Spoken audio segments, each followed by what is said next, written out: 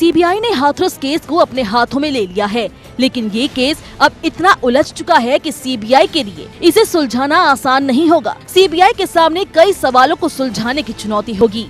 क्या हुआ था 14 सितंबर की सुबह 9 बजे खेत में बाजरा काटने के दौरान युवती के साथ किसने जघन्य वारदात को अंजाम दिया? किसने उसकी गर्दन और रीढ़ की हड्डी पर गहरे जख्म दिए? पीड़िता के कौन कौन परिजन वहां मौजूद थे? आरोपी कहां थे? ये सबसे बड़ा रहस्य है जिससे पर्दा हटना है।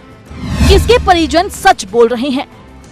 इस मामले में पीड़ित पक्ष का कहना है कि आरोपियों ने युवती के साथ दुष्कर्म कर गहरी चोटें पहुंचाई है। उधर आरोपी के परिजन शक की सुई पीड़िता के परिजनों की तरफ उठा रहे हैं। बहरहाल परिजनों की सच्चाई से भी सीबीआई को पर्दा उठाना है।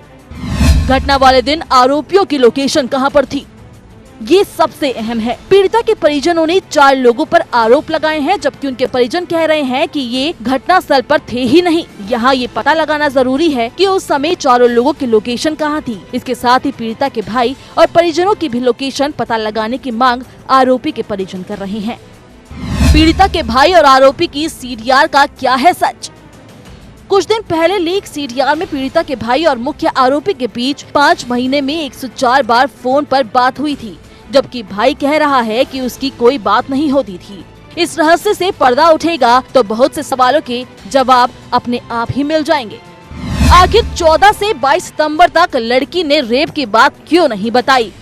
इस पहेली की भी जांच कराई जाएगी कि आखिरकार 8 दिनों तक युवती ने रेप की बात क्यों नहीं बताई। पीड़िता के परिजन कह रहे हैं कि लड़की की जीभ में भी चोट लगी थी।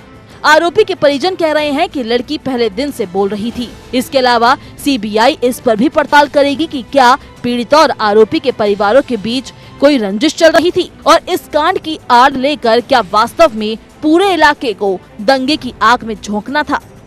Bureau report.